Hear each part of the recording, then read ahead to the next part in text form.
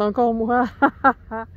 Ouais, Canary de la 5G qui a décidé de retourner dans son beau petit coin.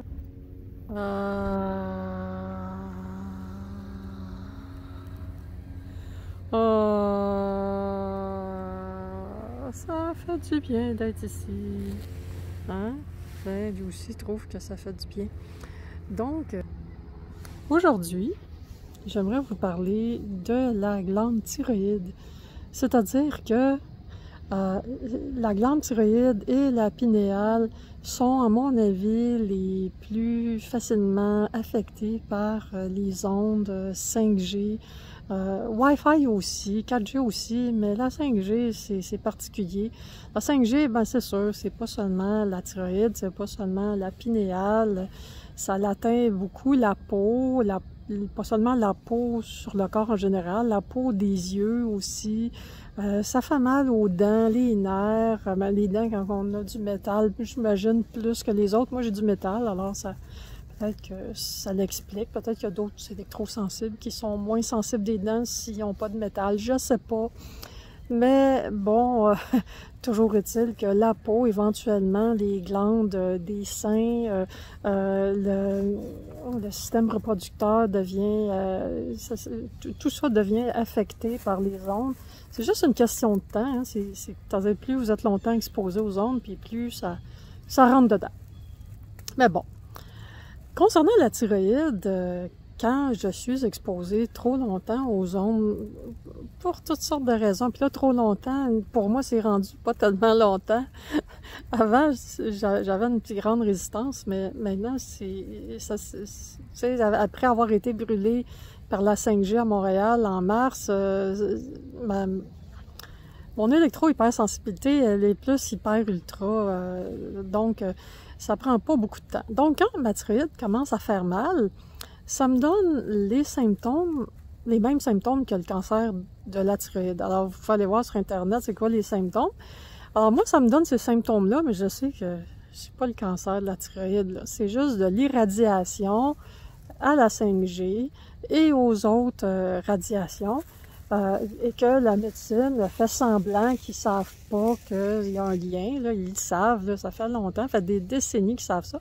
Mais bon, ils font semblant qu'ils ne savent pas. Il y en a peut-être qui ne savent pas pour vrai. Tu sais, des fois, il y en a qui font pas leurs études, sont pas passionnés, sont pas curieux, ou ils oublient peut-être, ou peut-être qu'ils se posent pas de questions puis réfléchissent pas. Je sais pas. Tu sais, des fois, on se dit que peut-être qu'il y a des médecins qui ont eu leur permis de pratique dans une boîte de Cracker Jack, là, je sais pas.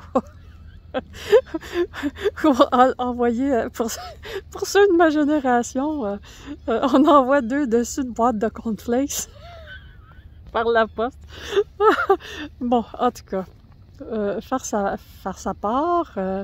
Bon, toujours est-il que quand la glande thyroïde a fait mal à cause des ondes, je me pose la question, est-ce que c'est vraiment prendre des produits, des médicaments, des trucs, là? Est-ce que c'est vraiment ça qui va aider? C'est sûr que s'en aller des ondes, c'est la toute première chose à faire, c'est la grosse évidence, là.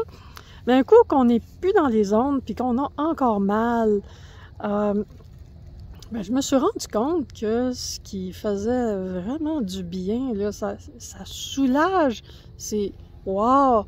Ben moi, j'ai pas de maladie de la glande thyroïde, alors mais peut-être qu'il y a des gens qui ont des maladies de la glande thyroïde, puis que dans leur cas, ça fonctionnerait aussi, je ne sais pas, mais c'est à vous d'essayer si vous avez des problèmes de thyroïde non liés aux ondes. Mais c'est que je me suis rendu compte que si on chante, on fredonne des sons qui ressemblent à, tu sais, là, les gens qui méditent puis font « Aouh, aouh »,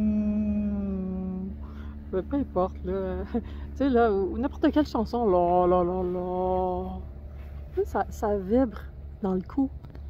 Puis cette vibration-là dans le cou, ça fait comme une sorte de massage.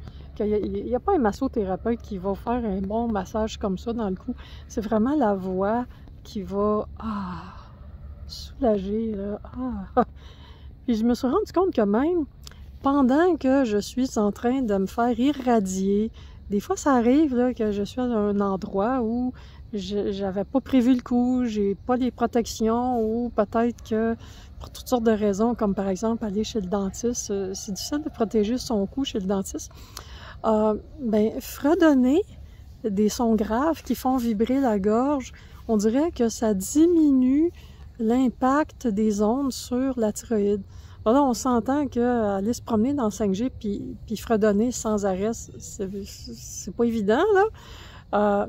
Mais quand même, ben, pour tous ceux qui ont mal à la thyroïde, pour toutes sortes de raisons, ou qui ont des troubles de la thyroïde, et qui veulent essayer le truc de fredonner des sons graves qui font vibrer la gorge, si vous avez des résultats ou des témoignages à partager là-dessus, ben je serais très, très curieuse d'en entendre parler de votre part, si vous voulez me raconter votre expérience, savoir si ça a changé quelque chose pour vous ou rien du tout, ou si, incroyable, ça aurait empiré les choses, ça m'étonnerait, là. C'est sérieux, mais bon, voilà, à moins que peut-être que, je sais pas si c'est des sons graves de heavy metal, peut-être que c'est pas bon, tu sais, comme... Peut-être que c'est peut-être pas la meilleure chose, mais peut-être que les... Peut-être que ça marche mieux, hein? Peut-être, hein? On va se poser. Donc, voilà mon petit partage de la journée. Alors, à bientôt!